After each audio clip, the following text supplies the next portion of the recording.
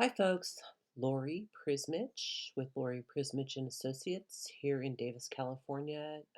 Coming to you. I wanted to talk a minute about the seasonality in Davis. And the question I get quite often is, when is the best time of year to buy in Davis? Um, so, couple variables in Davis that are a little bit unusual. Well, probably just two variables that are a little unusual because we're in a university town. Um, The first one is that the lease cycle in Davis is end of August for one full year. So we're really impacted by that fact.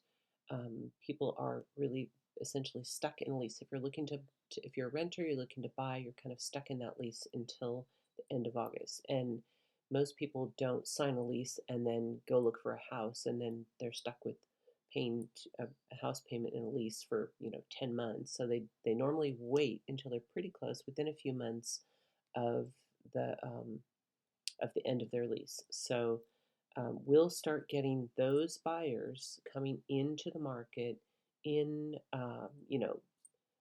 depending on how many months of rent, they want to pay at the same time that they're paying the house payment. It'll probably be about March, April, May that they come into the market.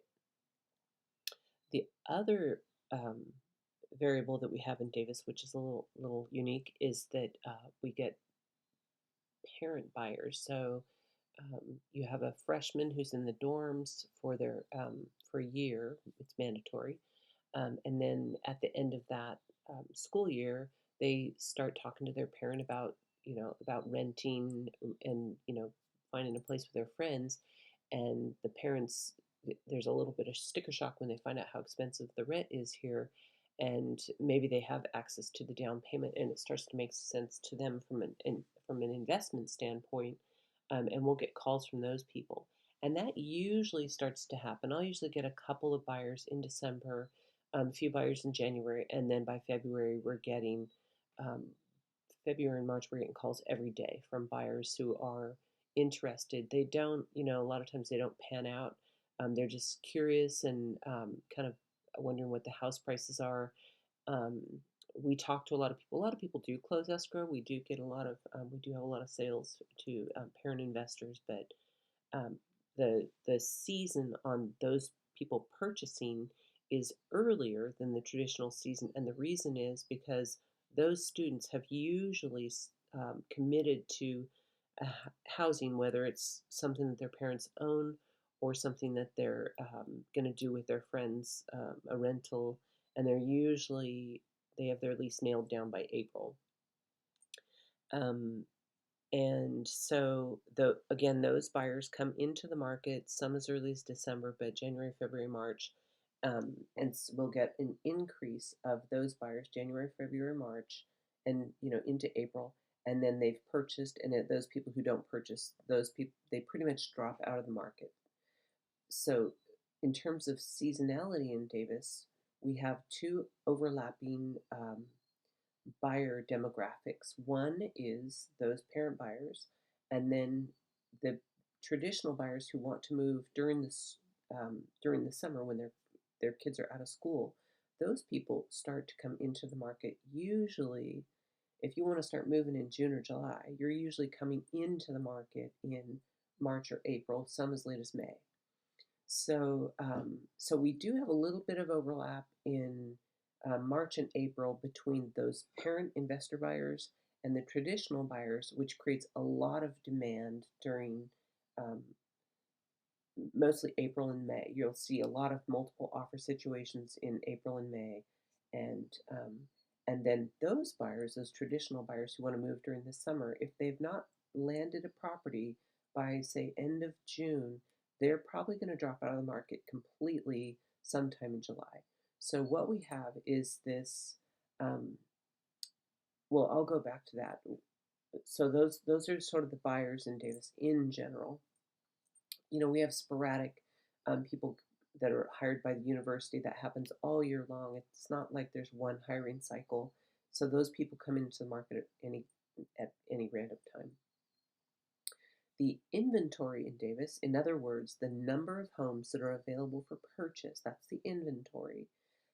What happens is if you figure in January, we have a low of, well, this year it went all the way down to 35, but typical is 50. So just use 50 as a nice round number. We'll have 50 homes available, and that's, let's say that's in January. And then we'll get about 10 houses a month, and it goes from January, February, March, April, May, June, and it usually peaks in July, August. So the inventory will actually double. It will go from about 50 to about 100. And I'm rounding, it's a little higher, a little lower. But so what's happening is the inventory is going up starting in January, as are the number of buyers. So those two things are moving in parallel, and you have a lot of good options, but you also have a lot of buyers. And then in July, August, the buyers just kind of drop out of the market. Not all of them, but a lot of them, and that's when inventory peaks. So you can find some pretty good deals in August and September. By September, if people haven't sold their houses, a lot of times they're gonna, if they don't have to sell, they'll re-rent them, and so that will happen. And then the people that really must sell, they'll stay on the market, and sometimes you'll see price reductions at that time of year. Um, and then by December, we're back down to 50 houses. November, December, we're from August on, we're drifting back down. The inventory is dropping back down. So that's sort of the overall synopsis of the season for buying in Davis. The best time to buy is when you're ready, and my other little tidbit is find yourself a very experienced local agent, and you should have a fun buying experience. I hope that helps.